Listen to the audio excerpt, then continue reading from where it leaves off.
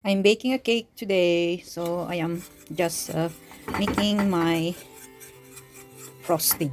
Just make sure this is soft, cool it down, and then later on we can put on the cake. Cake is still baking, so it's about to take it out. Has been there for almost 40 minutes. Let's check. I think this is ready. So every time I crave for cake, I bake my own cake. So let's take it out. We will cool this off, and then later on we will do the frosting. My frosting is this one. Ito, malamig siya and smooth. Actually, yung taste nito hindi siya masyadong sweet. I tasted it, so konting ano lang siya. Ayoko kasi yung icing na butter. So I prefer this kind of frosting. Promise, this is very good. Kakaiba yung kanyang pag-rise, ano. Sabi nila in baking, you must have to have the exact measurement. So sabi ko sa sarili ko, mag-experiment nga ako, walang measurement. Kaya ito, walang measurement. So what I'm waiting after this one, ano siya, pag nilagyan natin ng frosting and then later on taste natin, i-check natin kung okay yung lasa. Walang measurement yan kasi minsan nag-iisip ako sa bakit kaya sa baking, sabi nila dapat yung exact measurement to get the right kind of cake. Kaya ito, walang measurement dyan. Yan ang kinalabasan ng walang measurement na cake. Anyway, let's see. Okay, it's time to frost our cake. Magpo-frost na ako ng aking cake. So we're going to frost now the cake. So ito yung aking gagamitin. Yan yung aking frosting. Ito yung cake natin. Dinivide natin. Oh, ang pangit ng itsura doon. Okay, so yun yung kalahati. And we have this one. A very nice chocolate. Chocolate yan. Ginadgad ko siya through this. And then, of course, we have a cheese. Yun lang ang aking frosting. Masarap yan, promise. Okay, let's get back to work. Let's start frosting our cake.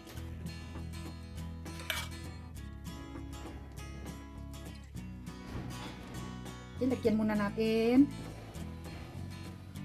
I tell you, this is masarap. Sabi ko sa inyo, pero I bet you masarap ito. And then we will sprinkle this one. Lagyan natin. Hindi masyadong matamis yung chocolate.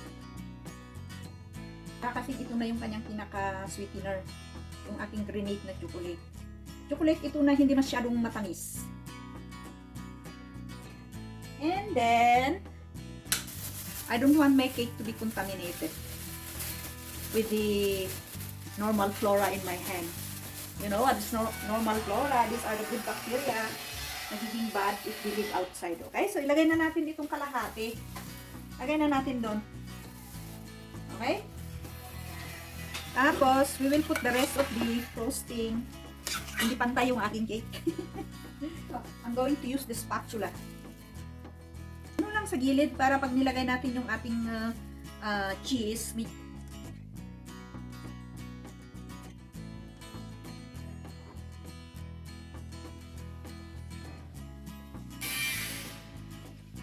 wala nga ako yung kwan, yung tawag nito.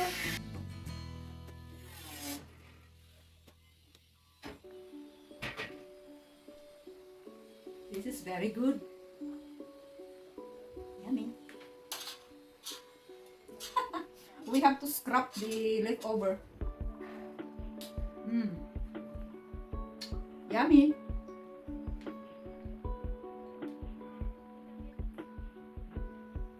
Pag nilagay mo yun sa bunganga mo, huwag mo nang ibalik doon. Masisira yung cake.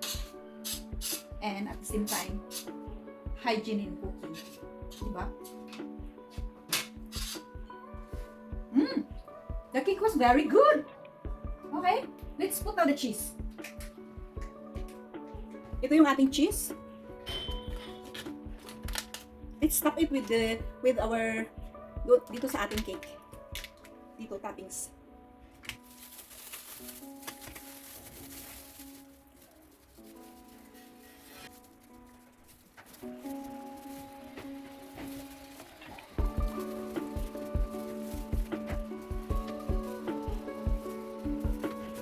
Ito yung paborito kong cake na toppings na cake.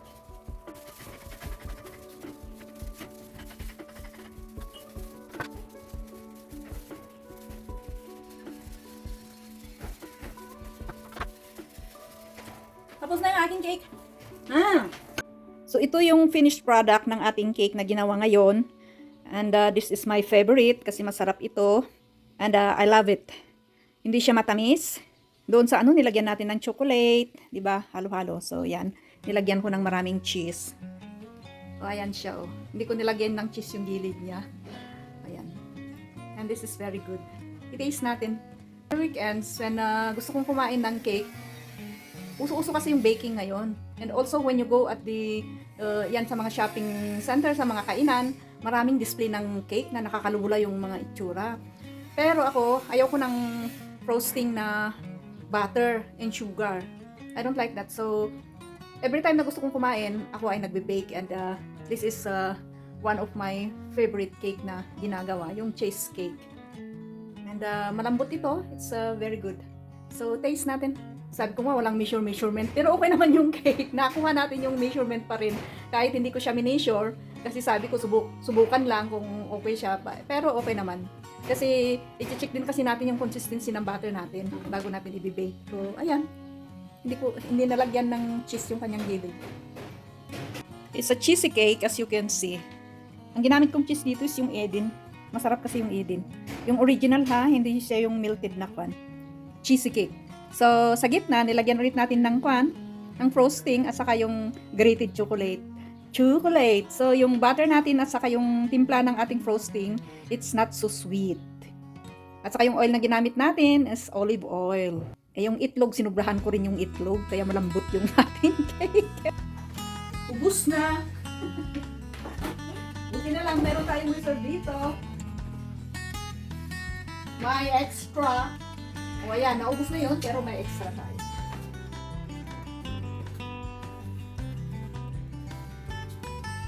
Okay. Let's chill it in.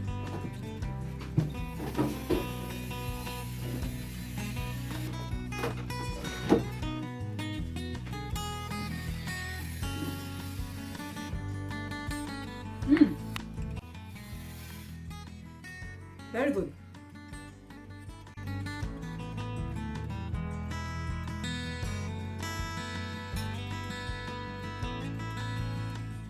You can see the chocolate inside.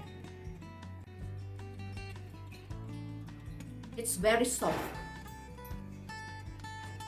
This is what I call no measurement cake. Tansya-tansya lang. As you know, I don't like sweet. Ang aking cake, very good. Hindi siya matamis. And very satisfying.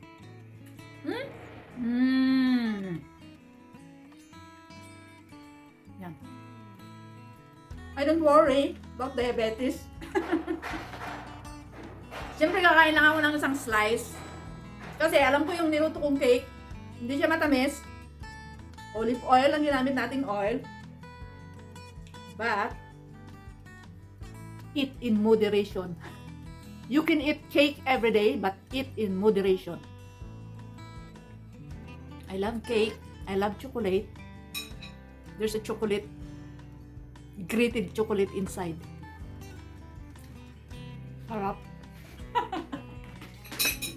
When cooking, hindi talaga maano yung kwan, yung aftercare natin.